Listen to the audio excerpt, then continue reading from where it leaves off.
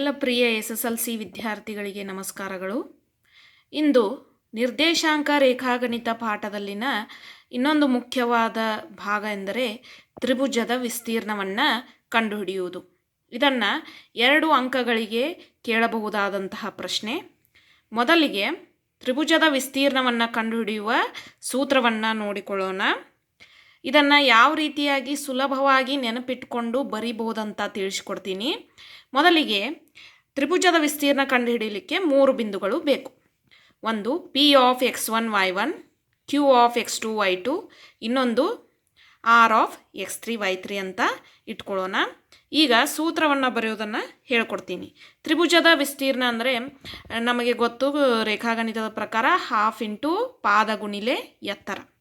ಆದ್ದರಿಂದ ಮೊದಲಿಗೆ ತ್ರಿಭುಜದ ವಿಸ್ತೀರ್ಣ ಈಸ್ ಈಕ್ವಲ್ ಟು ಹಾಫ್ ಅಂತ ಬರ್ಕೊಳ್ಳೋಣ. ಅಂದರೆ 1/2 ಸ್ಕ್ವೇರ್ ಬ್ರ್ಯಾಕೆಟ್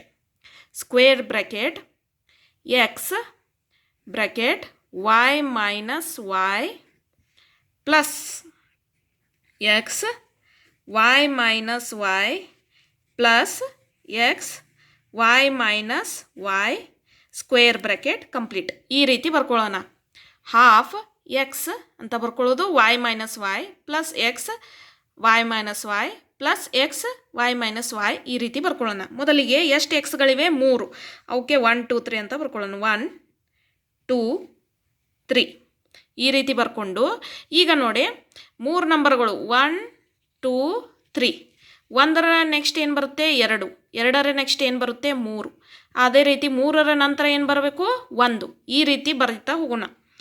1 ಇದೆ ಇಲ್ಲಿ. 1ರ ನೆಕ್ಸ್ಟ್ ಏನು ಬರುತ್ತೆ? 2. 2ರ ನಂತರ 3. ಇದು ಮುಗೀತು. ಇನ್ನು ಇಲ್ಲಿ ನೋಡಿ 2. 2ರ ನಂತರ ಏನು ಬರುತ್ತೆ? 3. 3ರ ನಂತರ ಮತ್ತೆ 1.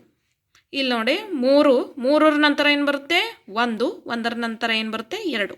ಈ ರೀತಿಯಾಗಿ ತ್ರಿಭುಜದ ವಿಸ್ತೀರ್ಣದ ಈ ಸೂತ್ರವನ್ನು ನೀವು ಸುಲಭವಾಗಿ ಬರಿಬಹುದು ಮಕ್ಕಳೇ.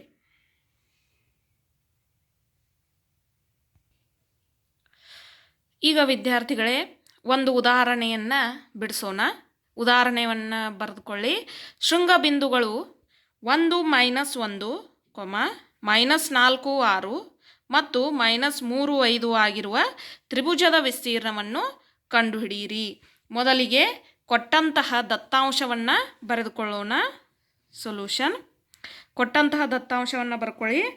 1 -1 -4 6 ಮತ್ತು ಇನ್ನೊಂದು -3 5. ಇವುಗಳಿಗೆ x1 y1 ಅಂತ ಬರ್ಕೊಳ್ಳೋಣ. ಇದು x1 y1, x2 y2, ಇನ್ನೊಂದು x3 y3. ಇಷ್ಟು ಬರ್ಕೊಂಡು ಈಗ ಸೂತ್ರವನ್ನು ಬರೆಯೋಣ. ತ್ರಿಭುಜದ ವಿಸ್ತೀರ್ಣ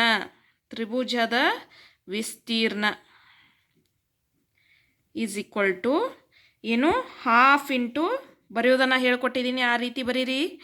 X y minus y plus X y minus y plus X y minus y. 1 2 3. 1ರ ನಂತರ 2, 2ರ ನಂತರ 3.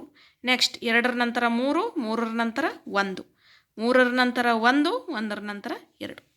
ಸೂತ್ರವನ್ನು ಬರ್ಕೊಂಡ್ವಿ. ಈಗ ಬೆಲೆಗಳನ್ನು ತುಂಬ್ತಾ ಹೋಗೋಣ. ಹಾಫ್ ಸ್ಕ್ವೇರ್ ಬ್ರ್ಯಾಕೆಟ್ x1 ಅಂದರೆ ಎಷ್ಟಿದೆ? 1 ಇಂಟು ಬ್ರ್ಯಾಕೆಟ್ y2 ಅಂದರೆ ಎಷ್ಟಿದೆ? 6 ಮೈನಸ್ y3 ಅಂದರೆ ಎಷ್ಟಿದೆ? 5. ಇದು -5 ಮಾಡ್ಕೊಳ್ಳಿ.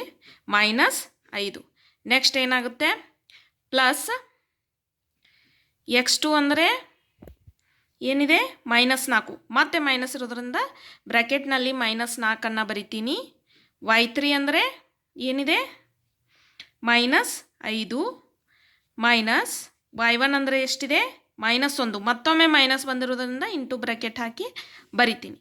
ಪ್ಲಸ್ x3 ಅಂದರೆ ಎಷ್ಟಿದೆ?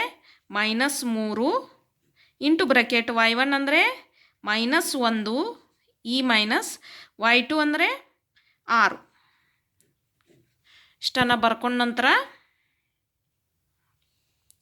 ಈಗ ಲೆಕ್ಕವನ್ನು ಬಿಡಿಸೋಣ. 1/2. ಮೊದಲು ಇವನ್ನೆಲ್ಲ ಬ್ರ್ಯಾಕೆಟ್ಗಳನ್ನು ನಾವು ಫಸ್ಟ್ ಬಿಡಿಸ್ಕೋಬೇಕು ವಿದ್ಯಾರ್ಥಿಗಳೇ.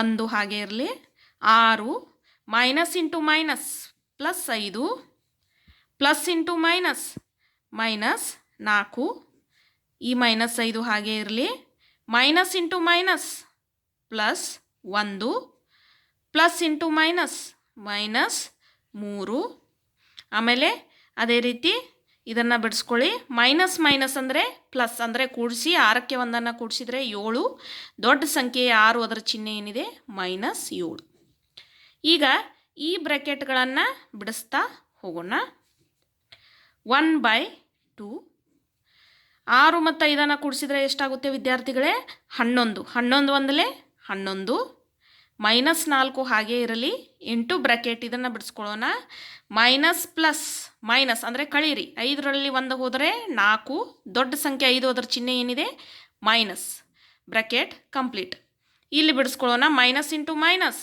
ಪ್ಲಸ್ 3 7 21 ಈಗ ಇಲ್ಲಿ ಇನ್ನೊಂದು ಬ್ರ್ಯಾಕೆಟ್ ಉಳ್ಕೊಂಡಿದೆ ವಿದ್ಯಾರ್ಥಿಗಳೇ ಅದನ್ನು ಬಿಡಿಸ್ಕೊಳ್ಳೋಣ ಉಳಿದು ಹಾಗೆ ಬರೋಣ 11 minus into minus plus 4 4 16 plus 21 ಈಗ ಇವಿಷ್ಟನ್ನು ಕೂಡಿಸ್ಕೊಳ್ಳೋಣ 1/2 11 ಪ್ಲಸ್ 16 ಪ್ಲಸ್ 21 ಕೂಡಿಸಿದರೆ ಎಷ್ಟು ಬರುತ್ತೆ 48 ಇದನ್ನು ಈಗ 2ರಿಂದ ಕಡ್ತಾ ಹೊಡೀರಿ 2 ಒಂದಲೇ 2 2 4 2 4 8 ಹಂಗಾರೆ ಎಷ್ಟು ಬಂತು ತ್ರಿಭುಜದ ವಿಸ್ತೀರ್ಣ 24 ಚದರ ಮಾನಗಳು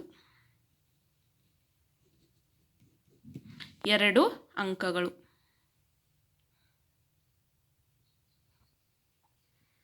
ಈಗ ಎರಡನೇ ಉದಾಹರಣೆ ಬರ್ಕೊಳ್ಳಿ A of 5 minus 2 B of 4 7 ಮತ್ತು ಸಿ ಆಫ್ 7 ಮೈನಸ್ 4 ಬಿಂದುಗಳಿಂದ ಉಂಟಾದ ತ್ರಿಭುಜದ ವಿಸ್ತೀರ್ಣವನ್ನು ಕಂಡುಹಿಡಿಯಿರಿ ಪ್ರಾರಂಭಿಸಿ ವಿದ್ಯಾರ್ಥಿಗಳೇ ನೀವು ಬಿಡಿಸೋಕೆ ಮೊದಲಿಗೆ ಕೊಟ್ಟಂಥ ದತ್ತಾಂಶವನ್ನು ಬರ್ಕೊಳ್ಳೋಣ A of 5 minus 2 B of 4 7 ಆಮೇಲೆ ಸಿ ಆಫ್ 7 ಮೈನಸ್ 4 ಇವುಗಳಿಗೆ x1 y1 x2 y2 ಅಂತ ಬರ್ಕೋತ ಹೋಗೋಣ x1 y1 x2 y2 ಆಮೇಲೆ x3 y3 ಈಗ ಸೂತ್ರವನ್ನು ಬರೆಯಿರಿ ತ್ರಿಭುಜದ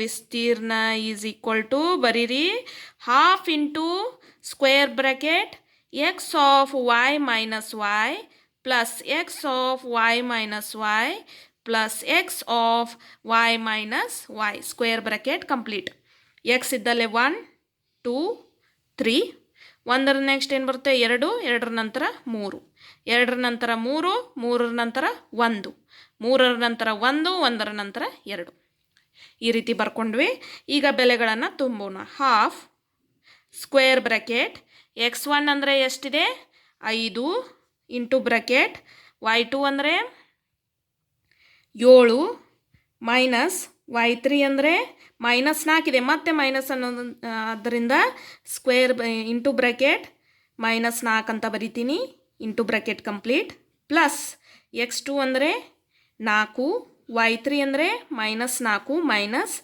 y1 ಅಂದರೆ 2 ಪ್ಲಸ್ x3 ಅಂದರೆ 7 y1 ಅಂದರೆ 2 ಮೈನಸ್ y2 ಅಂದರೆ 7 ಸ್ಕ್ವೇರ್ ಬ್ರ್ಯಾಕೆಟ್ ಕಂಪ್ಲೀಟ್ ಬರ್ಕೊಂಡ್ವಿ ಈಗ ಒಂದೊಂದಾಗಿ ಬ್ರ್ಯಾಕೆಟ್ಗಳನ್ನು ಬಿಡಿಸ್ತಾ ಹೋಗೋಣ 5 ಹಾಗೆ ಇರಲಿ 7 ಹಾಗೆ ಇರಲಿ ಇಲ್ಲಿ ಬಿಡಿಸ್ಕೊಳ್ಳೋಣ minus into minus plus 4 plus 4 ಹಾಗೆ ಇರಲಿ ಮೈನಸ್ ಮೈನಸ್ ಪ್ಲಸ್ ಅಂದರೆ ಕೂಡಿಸ್ರಿ 4 2 ಕೂಡಿಸಿದ್ರೆ 6 ದೊಡ್ಡ ಸಂಖ್ಯೆ ಚಿಹ್ನೆ ಮೈನಸ್ ಪ್ಲಸ್ 7 ಹಾಗೆ ಇರಲಿ ಪ್ಲಸ್ ಮೈನಸ್ ಮೈನಸ್ ಅಂದರೆ ಕಳೀರಿ 7ರಲ್ಲಿ 2 ಕಳೆದ್ರೆ 5 ದೊಡ್ಡ ಸಂಖ್ಯೆ 7 ಅದರ ಚಿಹ್ನೆ ಏನಿದೆ ವಿದ್ಯಾರ್ಥಿಗಳೇ ಮೈನಸ್ ಸ್ಕ್ವೇರ್ ಬ್ರ್ಯಾಕೆಟ್ ಕಂಪ್ಲೀಟ್ ಈಗ ಈ ಬ್ರ್ಯಾಕೆಟ್ಗಳನ್ನು ಬಿಡಿಸೋಣ 7ಕ್ಕೆ 4 ಕೂಡಿಸಿದ್ರೆ 11 11 5 55 ಇದು ತಿಳಿಯಿತು ಅಂತ ಅನ್ಕೋತೀನಿ 7ಕ್ಕೆ 4 ಕೂಡಿಸಿದ್ರೆ 11 ಬರುತ್ತೆ 11 ಗುಣಿಲೆ 5 55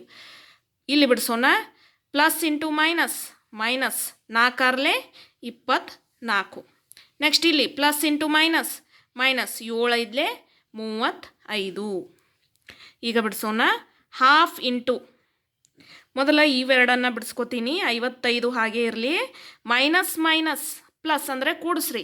24ಕ್ಕೆ 35 ಕೂಡಿಸಿದರೆ ಎಷ್ಟು ಬರುತ್ತೆ? 59. ದೊಡ್ಡ ಸಂಖ್ಯೆ 35, ಅದರ ಚಿಹ್ನೆ ಏನಿದೆ? Minus. Next plus into minus. Minus ಅಂದರೆ ಕಳೀರಿ. 59ಲ್ಲಿ 55 ಹೋದರೆ 4. ದೊಡ್ಡ ಸಂಖ್ಯೆ 59, ಅದರ ಚಿಹ್ನೆ ಏನಿದೆ? ಮೈನಸ್. ಅದಕ್ಕೆ ಇಲ್ಲಿ ಮೈನಸ್ ಬರುತ್ತೆ. ಈಗ ಕಡ್ತಾ ಹೊಡೀರಿ. 2 1 2 2 4 ಮೈನಸ್ ಚಿಹ್ನೆ, ಮೈನಸ್ 2 ಬತ್ತು. ತ್ರಿಭುಜದ ವಿಸ್ತೀರ್ಣಗಳು ಯಾವತ್ತೂ ಋಣಾತ್ಮಕ ಚಿಹ್ನೆಯನ್ನು ಹೊಂದಿರುವುದಿಲ್ಲ. ಆದ್ದರಿಂದ ನಾವು ಇದನ್ನು ಪರಿಮಾಣಾತ್ಮಕವಾಗಿ ಪರಿಗಣಿಸಿ ಏನಂತ ಬರೀಬೇಕು? 2 ಚದರಮಾನಗಳು. ಹಾಗಾದರೆ ಈ ತ್ರಿಭುಜದ ವಿಸ್ತೀರ್ಣ ಎಷ್ಟು?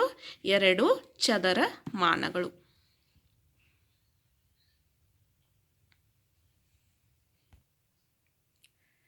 ವಿದ್ಯಾರ್ಥಿಗಳೇ, ಇದೇ ರೀತಿಯ ಇನ್ನಷ್ಟು ಲೆಕ್ಕಗಳನ್ನು ನೀವು ರೂಢಿ ಮಾಡಿಕೊಳ್ಳಲು ಇಲ್ಲಿ ಕೆಲವೊಂದು ಉದಾಹರಣೆಗಳನ್ನು ನೀಡಿದ್ದೀನಿ. ನೋಟ್ ಮಾಡಿಕೊಳ್ಳಿ ಮತ್ತು ಪ್ರಾಕ್ಟೀಸ್ ಮಾಡಿ.